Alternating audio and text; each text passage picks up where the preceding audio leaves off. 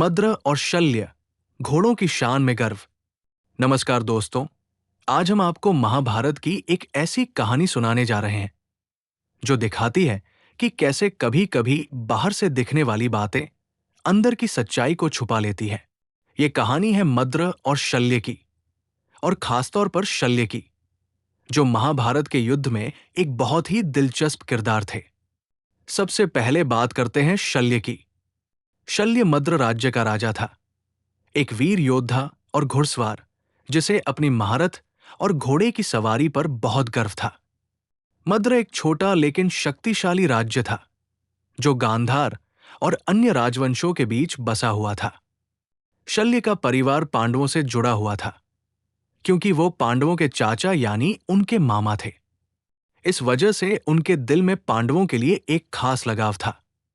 अब सवाल ये उठता है कि शल्य आखिरकार कौरवों के पक्ष में क्यों लड़ने चला?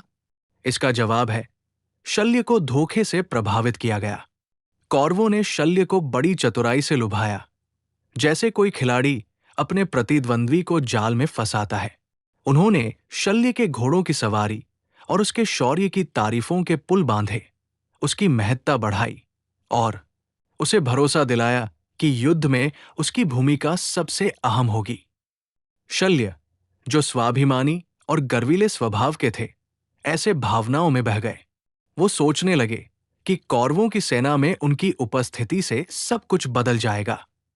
लेकिन असलियत ये थी कि शल्य की नियुक्ति सिर्फ एक चाल थी।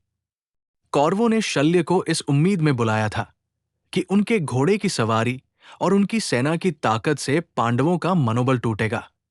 लेकिन यहां एक दिलचस्प बात है, मनोबल और कौशल दोनों अलग चीजें हैं। शल्य ने देखा कि कौरवों की सेना का मनोबल ज्यादा है, लेकिन कई बार कौशल की कमी के कारण वे कमजोर पड़ जाते हैं, और यही कारण था कि शल्य ने अंदर से पांडवों की मदद करना शुरू कर दिया, बिना किसी को बताए।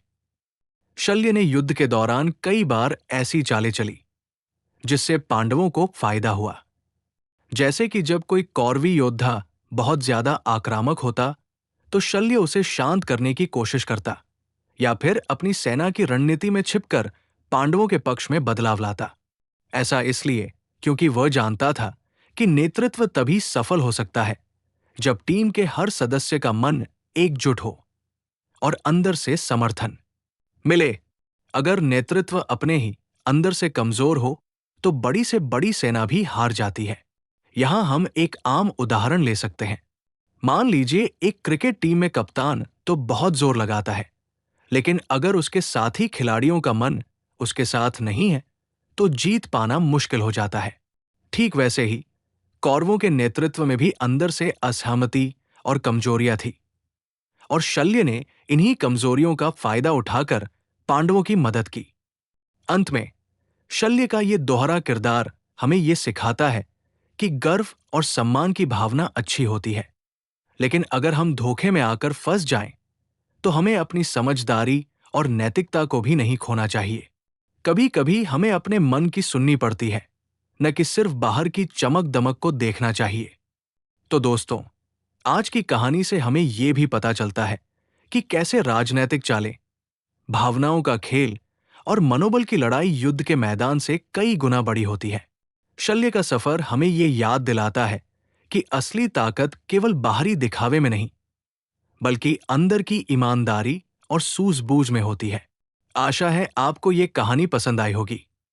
अगली बार हम महाभारत के किसी और रोचक पात्र या घटना के साथ फिर मिलेंगे। तब तक के लिए अपने दिल को समझिए, सोचिए और सीखिए, क्योंकि यही है हमारी पुरानी कहानियों की असली ताकत। जय महाभारत।